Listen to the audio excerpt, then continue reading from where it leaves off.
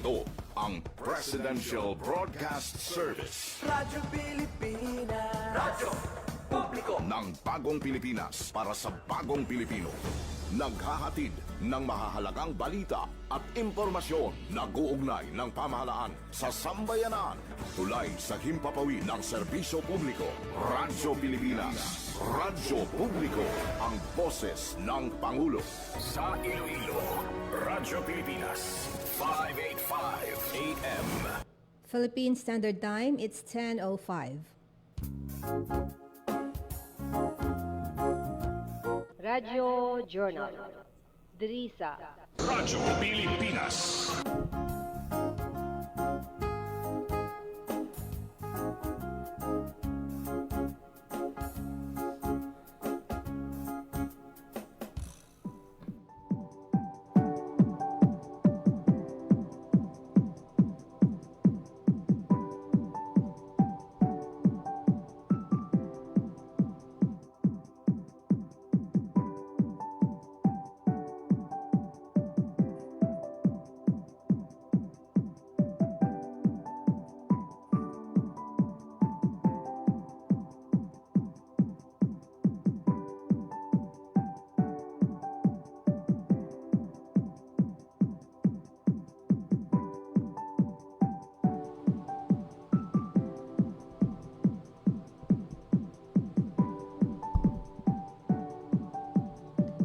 Good morning mga kabyanan. Maayong aga sa mga nakatutok karon diri sa Radyo Pilipinas Iloilo.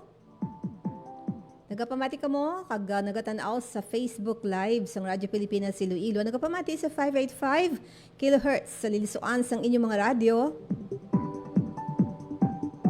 Subong yang oras, ginadulong naton ang programa Radyo Journal. Every Monday, that's 10 o'clock until 11. Siyempre pa kada Lunes ang ato sa ginadalong sa inyo ang mga inspiring story from the beneficiaries ng mga programa sang aton sa iyang ahensya sa gobyerno, particular ang Department of Social Welfare and Development sa ilas nga program nga Pantawid Pamilya Pilipino Program.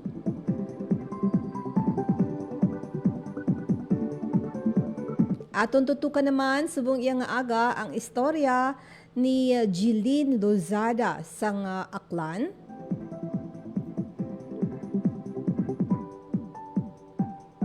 Hibalo naton mga kabyanan ang iya siniya nga inspiring story, no? So aton siniya nga pamatian later on ang iya siniya nga mga isaysay sa aton. Pero bagoy na ang aton siniya nga estado anay sa aton palibot, medyo magulugalom kag nagapanalithi, no? Subong iya nga aga diri sa syudad sang Iloilo. So magdala sang payong, kunwain lang gidman kamo sa mga importante nga transaction, ang pagpabilin sa inyo sa mga balay o kanpuluyan. Particular man ang aton sinay pagkinot, no, sang enerhiya, particular sang gasolina, sang elektrisidad, inibangod man sang mga tikang, no, nga papanaog o kung ginanunsyo ni Presidente Ferdinand R. Marcos Jr. sang nagligad pa nga semana, may mga measures o kung matikang inisya nga luyag ipatuman, particular man sa mga government agency, no, sa executive department, ang 4-day work week, nga kung sa diin may mga iba na nga mga eskwelahan, iban nga mga ahensya sang gobyerno, magapatuman sini sang 4-day work week. Inibangod man sang conflict, no, between sa Iran with US and Israel, nga kung sa diin ang mga ara, no, nga mga pungsod sa Middle East. Nadalahig na karon, no, nga kung sa diin gin pang pang missile na sang Iran, no, ang mga gas o kung mga ara, no, nakapondo nga mga gasolina, mga kabyanan sa mines sang Dubai kag iban pa nga mga area sa Middle East. So maghalong-halong gid kita, no, particular man sa mga OFW nga ara sa Middle East, mga kabyanan. May mga ara naman nga ginapatuman ang Department of Migrant Workers with Overseas Workers Welfare Administration and also sa mga local government unit, ABTIC, no, o kung naka-alerto ang mga ini para nga mahatagan man sang sabat ang mga nagapangayo nga bulig nga mga OFW.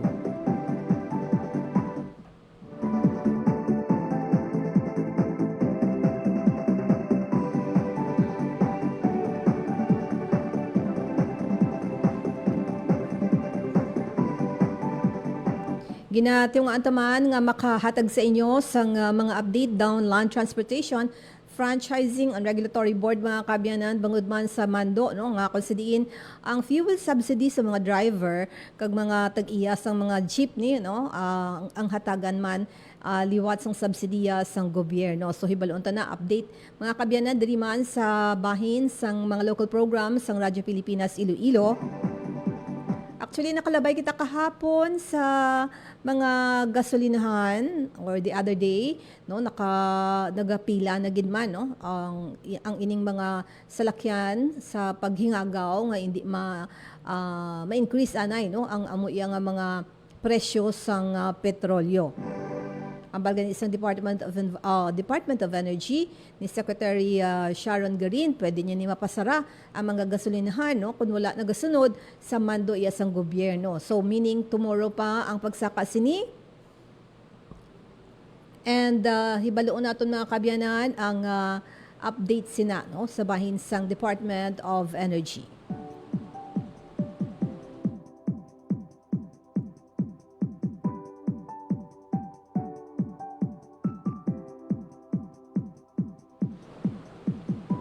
Subong nga Marso mga kabyanan, ang aton siniya pagsaulugman, no, aside from Rabies Awareness Month, aside from Bureau of Fire Protection o Fire Prevention Month, ang pagsaulog naton, the whole month of March, amo ang Women's Month. No? So may feature story ang Radyo Pilipinas Iloilo, ang aton siniya nga pagpamati mga kabyanan for Women's Month.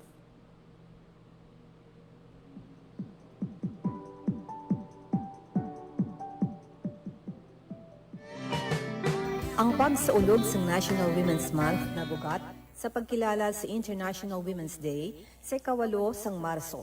Isa ini ka makasaysayan nga hilikuton nga nag-umpisa sa pagpaningwa sang pag-organisa sang kababainhan sa unang nga bahin sang 20th century. Sang 1909 tubtub 1911, ang mga nagatrabaho nga kababainhan sa Estados Unidos nagtingob sa idalom sang National Women's Trade Union League kag iban pa nga grupo ang nagprotesta batok sa manubo nga sweldo, kakulang sang proteksyon sa kasuguan kag hindi maayo nga kondisyon sa pag-obra. Ang mga demonstrasyon sabat sa trahedya sa sunog sa Triangle Shirtwaist Factory sang March 1911 sa New York City nga nagkuha sang kabuhi sang masobra 140 nga trabahador nga babayi, ilabi na ang Italian, kag Jewish immigrants. Ang mga sunod nga pagsaulog sa International Women's Day nagdala sang makahaladlok ng mga kondisyon sa pagtrabaho kag hindi patas nga mga labor practice nga nagresulta sa kalalatan. Sa Europe, si Clara Zetkin, kag ang Socialist Women's International nag-advocate para ang 8 sang Marso kilalahon bilang International Women's Day, tuig-tuig nga ginaselebrar ang mga trabahador nga kababainhan sa bilog nga kalibutan. Ang pagselebrar nagmarka sa mga makasaysayan nga hilikuton, nalakip diri ang paghatag, inspirasyon sa kabilugan nga welga nga nagumpisa ang Russian Revolution sa St. Petersburg sang 1917. Kung sa diin, napulo kalibo nga mga women textile workers nagpahayag sang ila concerns. Ang International Women's Day nakakuha sang opisyal nga pagkilala sang United Nations bilang isa ka adlaw para sa ulugon ang mga kontribusyon sa kababainhan sa sosyedad sa bilog nga kalibutan. Sa Pilipinas, ang selebrasyon sa National Women's Month nangin isa ka plataporma agwatatagan pagtamod ang mga nahimo sang kababaihan kag asikasuhon ang padayon kag gatuhaw nga mga isyu nga may kaangtanan sa paghatag gahom sa kababainhan kag gender balance. Ang focus mo sa mga konkreto nga aktibidad nga nakalinya sa nasyonal kag international nga paghilisugod na sulod diri ang Convention on the Elimination of All Forms of Discrimination Against Women kag Beijing Platform for Action, ang Philippine Plan for Gender Responsive Development 1995-2025, ang Framework Plan para sa Kababainhan kag ang Sustainable Development Goals. Ang Proclamation number 224 series of 1988 declaring the first week of March of every year as Women's Week and March 8, 1988 and every year thereafter as Women's Rights and International Peace Day, ginpirmahan ni Anay Presidente Corazon Aquino sang March 1, 1988 nga ginanapabakod ang pag-isa sa United Nations kag ginakilala ang mga kontribusyon sa mga Filipinas sa ila pagpakigbaka para sa nasyonal nga kahilwayan, civil liberties, equality kag human rights. Ang Proclamation number 227, Series 1988, providing for the observance of the month of March as Women's Role in History Month. Ginpirmahan ni Presidente Aquino sang March 17, 1988.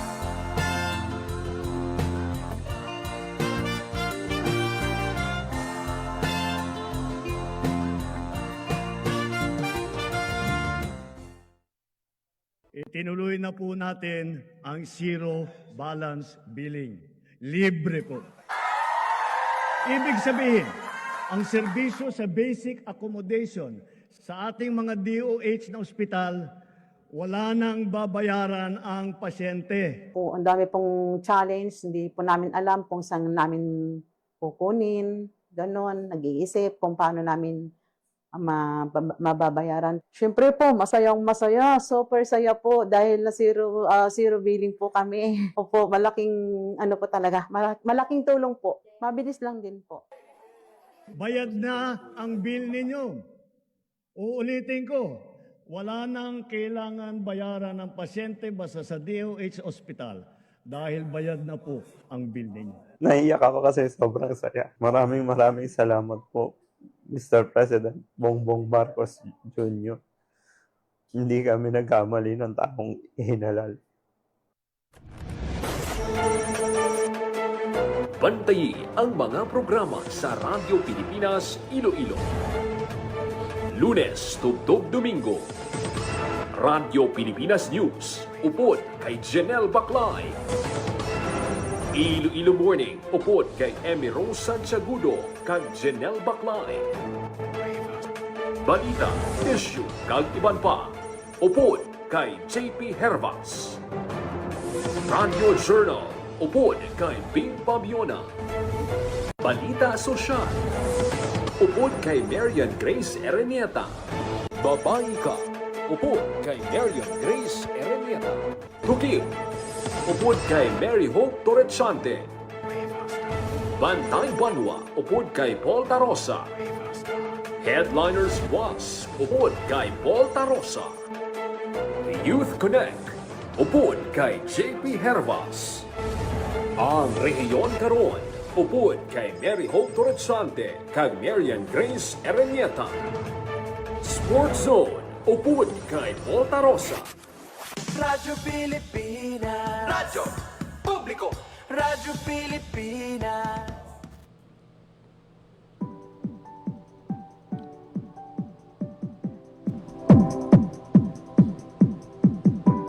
Philippine Standard Time, it's 10:17 mga kabayanan. Nagapamati kang maghihapon diri sa programa Radio Journal upod kay Bing Pabiona. Kagdaga live stream kita sa Facebook, ang Radyo Pilipinas Iloilo Facebook page. Sa aton sili kapag pakigangot na sa kay Jeline Lozada sang Aklan, ang isa ini siya sa mga beneficiaries ng Pantawid Pamilya Pilipino Program, kag aton ni pamatian ang iya sa iyang istorya no as beneficiary sang amo nga programa. Kuhaw nato nanay no pamatian nato niya sa ni pagpanamyaw, telepono lang kita. Unfortunately hindi naton ini makita live si Jeline, no? Pero sa phone, ara siya, no? Ara siya sa piyak nga line. Jeline, maayong aga. Jeline, maayong aga. Good morning po, ma'am. Yes, good morning, Git. Kumusta dala sa Aklan? Nagaulan? Medyo namin man, ma'am, ang tempo. Wai nagapanalit, Hindi ko masyado maintindihan ang ibang Ilonggo. Diin ka mo gani Pwede sa Tagalog Aklan? lang po, ma'am. Diin gani ka mo sa Aklan? Sa Altavas, ma'am. And subong no, katapo gihapon kamo or beneficiary gihapon kamo sang programa sang 4-piece? Yes po, ma'am. Oo. So bali ang tuig nga nakasulod kamo sa Pantawid Pamilya Pilipino program, mga ano nga tuig? 2023? Inilanggid kamo 2023, mga 3 years pa lang. Yes, ma'am. Pila ka bilog bata mo nga nakasulod sa Pantawid Pamilya Pilipino program? For now, ma'am, duha pa lang. Pila ka bilog imo kabataan haw? Tatlo. Ang pangatlo is 2 years old na lang po, ma'am. So bali ang 4-piece 2022 no, wala pa kamo sa 4-piece, and then 2021, 2020 no, panaog ng mga tuig. Bali ano ang pangabuhi ni Jeline, ako na pangabuhi isang pangabuhi ninyo that wala pa kamo sa program? Bali, ma'am, datong time nga wa pa kami sa programa, medyo mabudlay gid para kamon. Lalo na gid pag pandemic, ma'am, ako gatrabaho lang gid ako sa ticketing. Bali akong sweldo at akatay 100 pesos per day. Ang akong asawa ga extra lang sa construction. Bali pag tapak 8 pandemic, ma'am, medyo mabudlay na gid kay wa kami sang trabaho. Try namon na magpangahoy ba para may amon nang igasto sa pang-adlaw-adlaw namon nga kinahanganon. Naranasan din namin na wala kaming maibiling gatas sa gamot sa mga bata. Yun po, ma'am, medyo mahirap po yung buhay po namin nung wala pa kami sa 4-piece. Pila gani liwat ang imo mga kabataan sang 2022? Duha, ma'am. Duha. Ang edad is pila? Bali, akong panganay is 9 at saka yung pangalawa ko is 1-year-old bata kato, ma'am, that time. So meaning elementary kag 2 For years old. Elementary ang subang saka baby pa ang isa. So ang inyo nga balay-bali diraman wala ka mo nagsaylo sa iban before sang dira na gid. Waay man, ma'am. Oo, ma'am. Light materials man pero na kuan asa masubong. So construction si Mister, tapos ikaw wala ka sang other income nga nagasuporta abi for example sa imong bana? Bali na isipan dahil sa sobrang hirap, ma'am, tapos yung asawa ko nag-extra lang, naisipan ko po na gumawa ng mga pot holder, doormat, saka yung gumagawa din po ako, nauso kasi yung mga plantitos saka plantitas, naisipan ko po na gumawa ng pot gamit yung semento saka yung pila po, at saka ibinibenta ko online. So nakabulig na siya, pero sang time pa na nga wala ka mo sa program or sang time na nga ara ka mo sa program ang imo na nga mga sideline? Wala pa kami sa program, ma'am. Bali do yun lang gid arat amo lang sina ang inaisipan kong ideya para makaibulig sa akong asawa. May mga instance Jeline nga na dumduman mo kung naalaala mo na medyo na grabe bang epekto sa imo before before na nakapasok kayo sa programa, or may experience ka na hindi mo malilimutan? Yes po, ma'am. Yung kawalan talaga ng trabaho ng asawa ko, tapos kailangan namin bumili ng gatas at gamot, wala kang maibigay sa anak mo. Yun po yung parang nakikita mo yung hirap ng mga bata. Yun po talaga yung parang hindi ko makakalimutan na yung kailangan ko pong manghingi-hingi ng parang may pambili po ako ng gatas sa mga pamilya ko, sa friends ko po. So anong ginawa mo? Anong nangyari? Bali, yun po, yung sa tulong po ng ng mga pamilya ko. Tapos po, mahilig po kasi ako mag-alaga ng mga bulaklak. Naisipan ko po na i-try i-post online. Tapos yun po, parang halos araw-araw may naiibenta po ako na mga bulaklak. Yun po yung parang malaking tulong po yun na tutustusan, nakakabili po ako ng gatas habang wala pa yung trabaho yung asawa ko. Mhm. So, so ngayon okay na yung anak mo. So, bali yung paggawa mo ng mga bulaklak, online yan or may anong pagbenta Online mo po. niyan? Online po yung binebenta ko na sa mga bulaklak. Pinapost ko po online yung mga tanim ko. Tapos yung yung mga pot, pinopost ko din. Pero minsan po may pumupunta talaga sa bahay para personal nilang makita. Doon po yung mga sa personal po, yung personal po na pumupunta sa bahay, doon po ako medyo lumalaki yung kita ko kasi madamihan po yung kinukuha nila. Mhm. So bali, I guess ngayon, medyo marami na yung mga suki mo for that.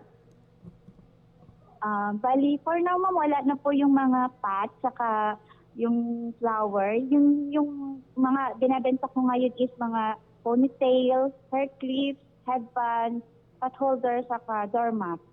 Mhm. May mga nag-o-order din or Opo, meron din po. mhm. Sa awa po ng Diyos. Oo. So 2023 na nakapasok kayo sa 4-piece, anong diferensya comparing sa wala pa kayo or hindi pa kayo nakapasok sa program? Ngayon po nakapasok po kami, malaki po talaga yung difference kasi po natutustusan ko po yung pangangailangan ng mga anak ko, lalo na po sa pag-aaral nila, meron na silang pambaon. So para dati na parang hindi sila halos nakakapasok kasi ma'am minsan wala talaga silang pambaon. Tapos ngayon po medyo lalo na po pag may kailangan akong biling gamot, nabibili ko yung mga vitamins ng mga anak ko. Malaki po talagang tulong. Mhm. So ngayon, ilan yung anak mo na included na sa 4-piece? Tatlo sila? Bali tatlo po yung anak ko, dalawa pa lang yung dalawa nakakapasok lang. kasi yung isa 2 years old pa lang po. Mhm. So yung eldest, ano nga yung grade niya? Yung eldest mo? Yung eldest ko po babae, bali nasa high school na po. Mm. So, si Mr. mo naman, ano ngayon, the same pa rin yung trabaho or may iba pa? Yun pa rin po, extra lang po dun sa construction, pero kahit pa paano po medyo natutustusan din araw-araw yung mga pangangailangan namin. And ang 4-piece, bali, mention mo na nakatulong talaga for education and siyempre sa health, no? Ng kabataan, Yes po. ng mga At bata saka po niya. dahil po din sa 4-piece, dahil nakapasok ko sa 4-piece, na-discover po nila ako at naipasok nila ako sa SLP. Mhm. Mhm. Yun po yung malaki talagang naitulong po sa akin ng 4-piece, yung nakapasok ako sa SLP po, ma'am. Dahil nabigyan po nila ako ng puhunan para sa aking negosyo. Mhm. And syempre, 'di ba may a family ano sila, a family FDS, yung family development session. Yes po, ma'am. Nag-attend ka rin?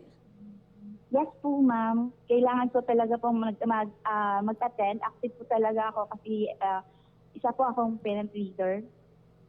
Ikaw pa rin ang team leader. So, kumusta ang performance ng mga bata mo sa sa school? Bali, ma'am, active din sila. Medyo mas okay na po ngayon kasi kung nag-join po sila sa mga activities sa school, pag meron silang kailangan bayaran, binabayaran po namin agad. Mhm. Kasi 'di ba, provided sila for the cash grant, no, from the program. Yes po, ma'am. Mhm, mhm. So, yung guidance naman when it comes to or pagdating sa siyempre sa pag-aaral, mayroon ka rin na participation sa kanila or reminder every now and then sa pag-aaral nila? Yes po, ma'am. Lagi po po silang inaalahanan na ang edukasyon, ang pinaka-importante sa lahat kasi yun yung po yung yaman na hindi kayang nakawi ng ibang tao. Mhm, mhm. So, aside from sa bahay ninyo, nakita ko kanina sa slides, may display ka ah, sa mga markets or sa mga supermarkets? Meron po, bali na sa Grove supermarket po, nagdi-deliver din po ako doon ng mga paninda ko, gaya ng mga hair clip, headband, pot holder. Mhm. Mhm. So, kumusta yung yung benta mo? Mm, okay naman po, at least kahit pa paano po may umu-order talaga, meron ding maramihan, meron ding pakuntian. Okay, okay. Yes. So, may mga changes din ba sa aside from education, health, sa physical, no? I mean, sa bahay ninyo, is there any changes or nag-improve, Jeline? Bali, yung bahay po namin dati, like yung pawid, light materials, ganyan po yung sa bubong namin, nakabili na po kami ng SIM, napapalitan na po. Tapos yung mga bata, hindi na po sila nahihirapan magpunta ng school kasi meron na silang pangbaon. Mm-mm. At yan lang po. So, ang ibang government agency, no? Kasi yung ano mo, yung pinakamatanda mong anak na anong grade nga ulit? Grade 9. Grade 9. So it takes ilang years pa bago siya mag-college, no? So I would like to remind lang na aside from the SWD na nagbibigay ng, I guess, no, maraming tulong sa mga beneficiary ng mga programa nila, there are other government agency na nag-o-offer ng scholarship, no, para sa mga deserving na mga bata na gusto makatapos ng kolehiyo, Jeline. So, ang performance ng anak mo ba is, how would you describe? Is it with honor siya, average? Kumusta ang iya performance sa klase? Okay naman po siya, medyo nahiyain lang po ng kaunti. Tapos mahilig po siya sa music. Yun, no, nagpa-participate po siya sa mga activities na tungkol po about sa mga music. Doon po siya magaling. Pero nung elementary, with honor po talaga siya. No? So, ano lang, guidance lang gid, no? At saka reminder sa mga kabataan ngayon na mahilig Yes sa po, mga ma'am. computer, sa cellphone.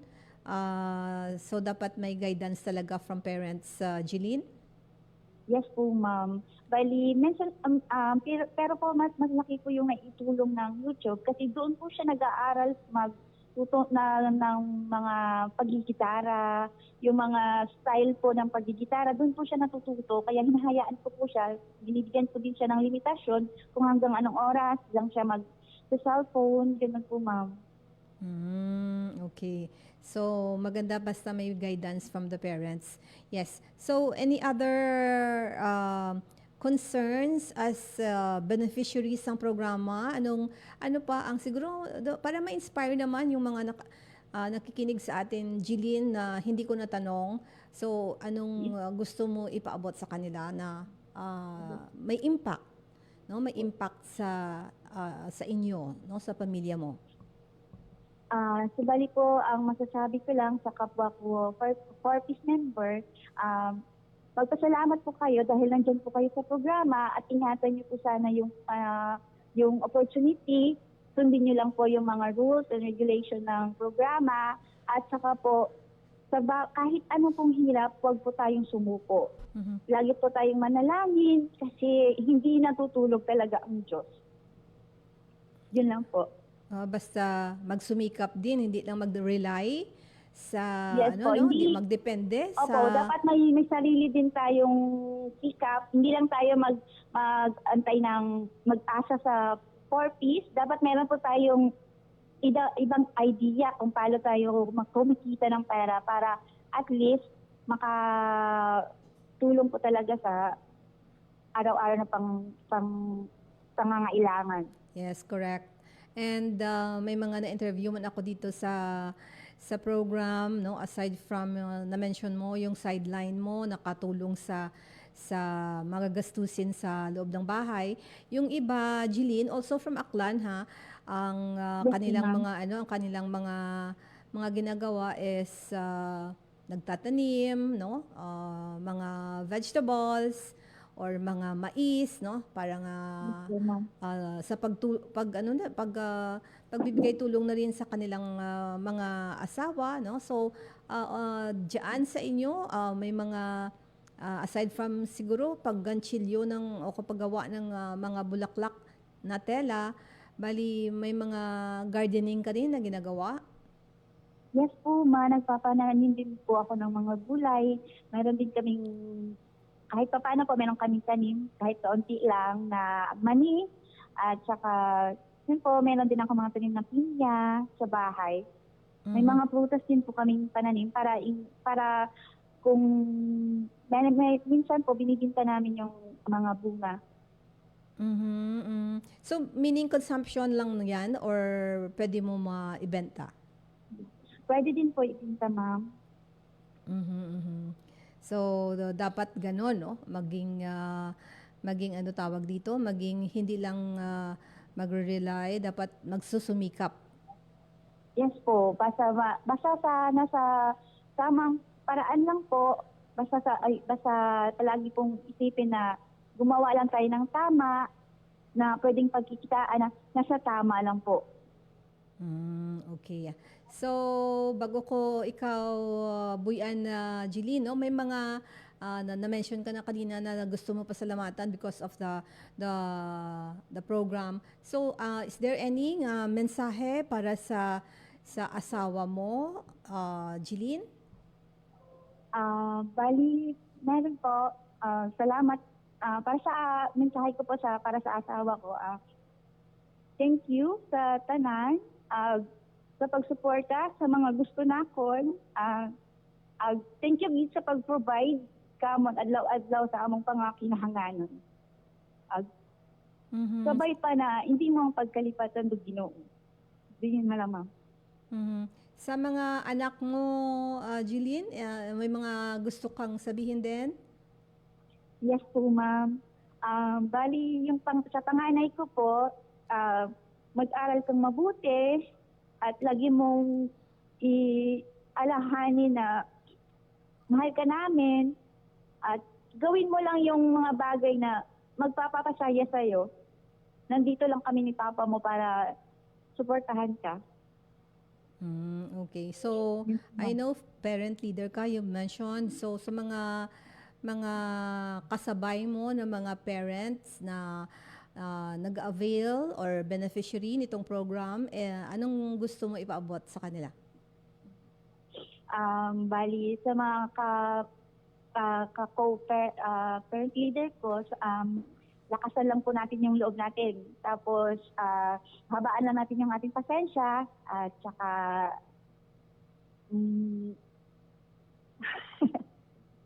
at sumunod lang tayo sa mga tuntunin ng programa. Yun lang po. So, ano ko lang, bali, I just wonder, Jeline, no? Ano pang mga challenges na nahaharap ng isang beneficiary nitong programa ng DSWD? May mga challenges ba na na-encounter kayo or ikaw, for example? Para po sa akin is siguro yung sa mga documents siguro po, ma'am. Minsan po na-delay at saka siguro medyo okay lang naman po, ma'am. Sumusunod po rin naman kami sa mga alituntunin at saka mga kwan ng programa. So meaning, bali, lahat ng mga criteria or mga nasa gusto ipatupad ng Pantawid Pamilya Pilipino program, very easy lang na ipatupad sa mga sa inyong pamilya, for example, sa health, sa education, sa livelihood, Jeline? Hindi rin po ganun din kadali po yung Yung kasi yung mga requirements, ma'am, doon talaga medyo mahirap. Mhm.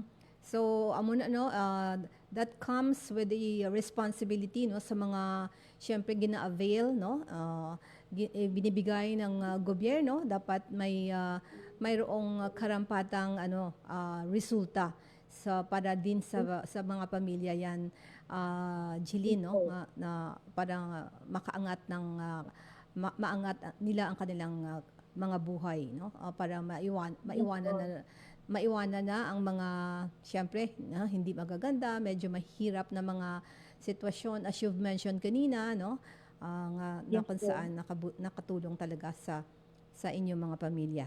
Yes, anything pa, Jeline, no? Thank you, Gid, sa nag-facilitate sa iyo dyan. Sana, no, nakita kita face-to-face ngayon, pero unfortunately, the signal, yes. Anything pa na gusto mo ipaabot sa taga-pakinig, no, ng Radyo Pilipinas? Go ahead, Jeline. Bali, masasabi ko lang po sa lahat, maraming pong salamat at na naging guest po ako dito, naging party po ako dito sa interview ninyo. At saka po, sana po lagi nating tatandaan na mabuti po ang Panginoon. Yun lang po. Okay. Yes, Jeline, salamat no sa iyong panahon dito sa Radyo Pilipinas. Nakatagalog ba ako? Actually, no, 'di ba? Kung Aklanon ka, medyo mas kayo sa Tagalog compared sa dialect mo sa Hiligaynon, Jeline? Yes po, ma'am. Yes. So thank you very much sa panahon nimo, sa oras na ibinigay mo sa Radyo Pilipinas, Jeline Lozada. Good morning. Thank you din po, ma'am. Yes, maayong aga. Nabatian mga kabyanan ang aton sinahinunanon with Jeline sa bahin sang Aklan, mga kabyanan, no? Ang epekto sining programa sang Pantawid Pamilya Pilipino program sa mga pamilya, no? All over Western Visayas, mga kabyanan, ng aton siniyang kinapakigangutan para lang gid, no, makahatag kita sang mga update, no, sa mga programa man sang gobyerno, no. Isa ini sa mga manami nga sa aton siniyang mga interview na, no, manami nga mga nami nga programa sang gobyerno nasyonal, and hatag ini sang maayong pangabuhi, no, kay mga gina-prioritize is the education. Naka-interview na kita kadamo, no, nga mga kabataan sang 4Ps nga nangin magna cum laude, nangin engineer, nangin architecture, nangin police, nangin maestra, no, kadamo na, no. With Latin honors pa na sila sang nag-graduate sila, no. And iban sini very successful, nasagwa sang pungsod, no, nagatrabaho, and naga-give back sa ila sini iyang mga pamilya diri iya sa Pilipinas, no. So thank you very much sa kay Jeline Lozada.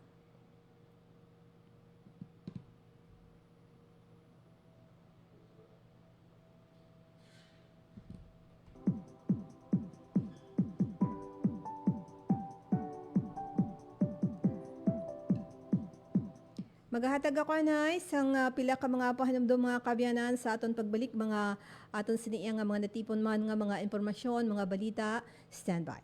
This is a public service announcement. Isang paalala mula sa National Telecommunications Commission, National Capital Region o NTC-NCR. Ang kanilang Oplan Contra Text Scams. Binabalaan ng publiko na sakaling kayo ay makatanggap ng kakaibang text messages sa mga di kilalang numero o di kaya'y mga text messages na may kahina-hinalang mga link. Huwag pansinin, huwag pindutin, huwag i-click ang link. Ipagbigay alam agad sa NTC website ntc.gov.ph o kaya'y sumulat sa kanilang email na contratextcam@gmail.com. Sa mga panahong ito, huwag padaya, maging wais na madla. Makibahagi sa Oplan Contra Text Scam. This is a public service announcement from PBS, Presidential Broadcast Service, and Radyo Pilipinas.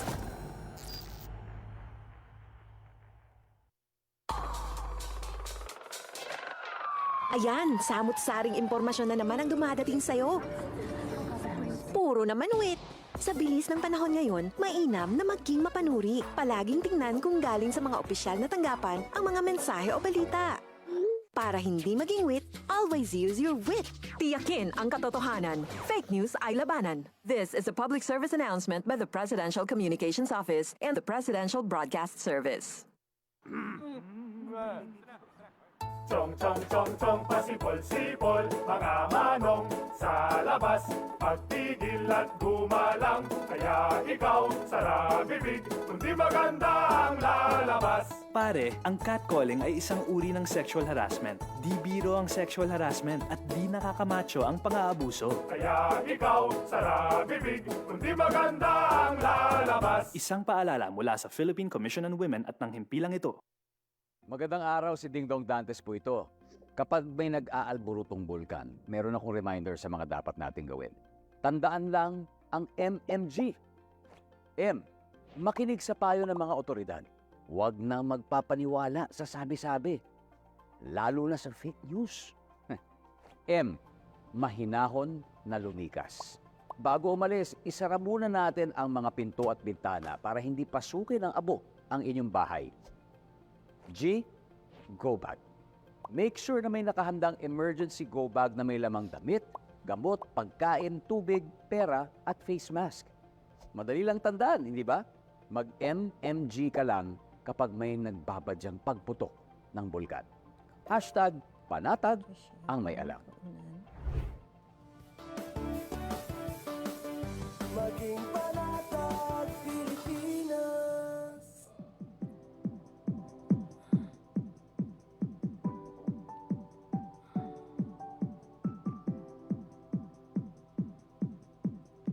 Sa atong dugang nga mga balita, mga kabyanan, mainit nga gin abi-abi na the Department of Migrant Workers Secretary Hans Leo Kakdak kag Overseas Workers Welfare Administration Administrator Patricia Yvonne Kaunan ang 90 ka mga Pinoy gikan sa United Arab Emirates nga nag-landing sa national o sa NAIA Terminal 3 kahagabi ini March 8 kaupod sang grupo ang 33 ka repatriates kag mga anay na stranded sa Dubai bangod sa karon iyang ginaatubang nga krisis sa Middle East. Pagluwas sa bulig bag-o naglupad ginpatod sang gobyerno nga makabaton ang tagsa ka mga Pinoy sang nagakaigo nga financial kag post repatriation assistance para sa ila sini nga pagsugod bilang mga sibilyan na diri sa pungsod.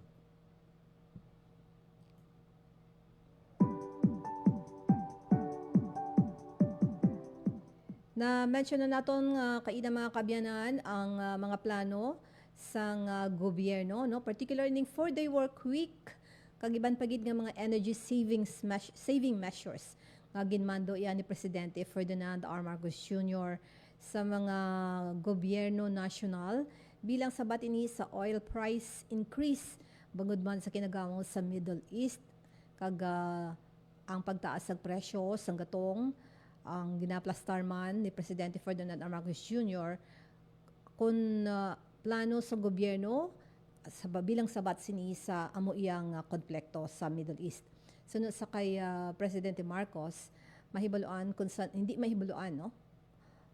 Kung saan matapos ang kinagamo sa amo iyang lugar, kag biktima ang mga Pinoy. Ang isa ka inaway nga wala naton ginpili o kung hindi naton luyag. Subong iya March 9, subong adlaw, temporaryo nga ipatuman anay ang 4-day work week sa mga talatapan sang gobyerno sa idalom ini sang executive branch. Wala pa ni nagalakip sa mga opisina nga nakatutok sa emergency o kung nagapanguna man nga mga serbisyo pareho sang pulis, bombero, kag mga opisina nga nagahatag sang frontline services sa publiko.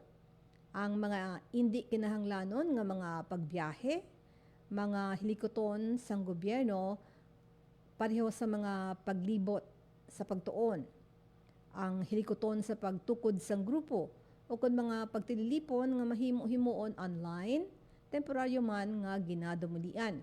Dugang pa ang tanan nga ahensya sang gobyerno ginmandoan nga mag-ekonomiya kag magpanubo sang konsumo sang kuryente kag gasto sa petrolyo sang napulo tubtob 20%. Lakip man sa matikang nga ginakabig sang gobyerno ang mga temporaryo nga pagpanubo sang excise tax sa mga produktong petrolyo. Tungod sa presyo sang krudo naglabot ini sa krudo naglabot sa $80 kada bareles sa pangkalibutan nga merkado. Nagpanawagon si Presidente Marcos sa mga negosyante nga kuntani hindi paghimuslan ang ining sitwasyon. Ikaduha, ang pag-amyenda sang Biofuels Act sang 2026 nga gamiton ang mas barato nga bioethanol agud nga labi na mapanubo ang presyo sang gasolina kag ang pagpagwa sa labing madali nga panahon sang mga subsidiya sa gatong kag mga pagbalhin sang kwarta para sa mga apektado nga sektor. Ang mga ahensya sang gobyerno kag lokal nga panguluhan magabuligay agud masiguro nga ang bulig makalabot gilayon sa mga nagakinahanglan. Ginasigurado man sa presidente ang tanan nga ahensya sang gobyerno nga magkinot agud magbuhin sang 10 tubtob 20% sa konsumo sang kuryente kag gastos sang petrolyo. Amoy na mga kabyanan ang mga pagpanugyan sang palasyo no sa idalom ni Presidente Ferdinand R. Marcos Jr. para nga makakinot kita kay wala may baluan kung san o kutob ining giyera no sa bahin sang Middle East nga nagaapekto ini worldwide, hindi lang ang pungsod Pilipinas nga kung sa diin nagaatubang man sang krisis bangod sini sang pagtaas sang presyo sang gatong. Amo ini ang number 1 naton nga kinahanglanon gid no.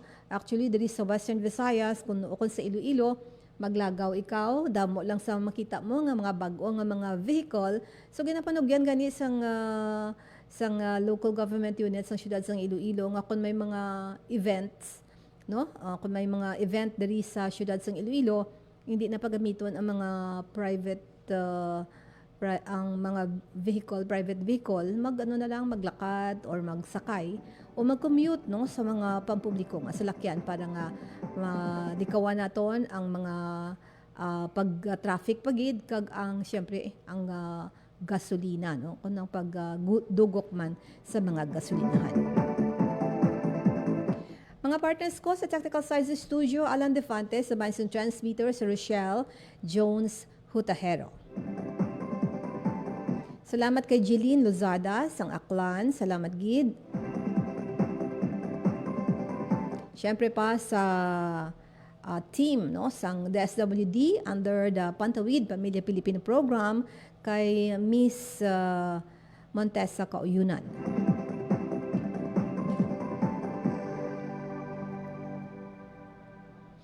Pilipinas, salamat. Ako naman si Bing Pabiona, maayong aga. Radio Journal.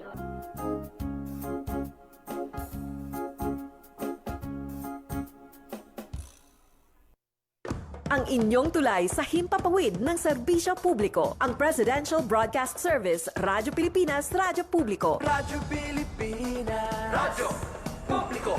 Kinilala ng pang-international at prestigyosong Asia Pacific Broadcasting Plus Awards 2025 para sa kategorya ng Government Streaming. Ito ay dahil sa epektibo nitong pagsasanib ng mga tradisyonal na media tulad ng telebisyon, radyo at print para masabayan ang mabilis na pag-inog ng mundo ng digital at social media tungo sa mas epektibong paghahatid ng mahahalaga at napapanahong mga impormasyon sa mamamayang Pilipino. Kinilala rin ang Radyo Pilipinas dahil sa patuloy na pag-akyat ng rating. Ngayon ay matatag sa pang-4 na pwesto sa Mega Manila ayon sa pinakahuling Nielsen Radio Audience Measurement Survey. At sa social media, nakamit ang mahigit 2,000% pagtaas ng bilang ng mga sumusubaybay sa Radyo Pilipinas page sa unang bahagi ng 2025. Patunay ito na ang inyong Radyo Pilipinas Radyo Publiko ay tunay na kaagapay ng inyong pamahalaan sa paghahatid ng serbisyo sa mga mamamayang Pilipino. Mula sa aming lahat, sa ngalan ng inyong pamunuan at mga kawani ng Presidential Broadcast Service, kasama ang inyong mga himpilan ng Radyo Pilipinas sa buong kapuluan. Maraming salamat po sa inyong lahat, sa inyong pagtangkilik at pagkilala. Radyo Pilipinas. Radyo Publiko. Radyo Pilipinas. Radyo Publiko.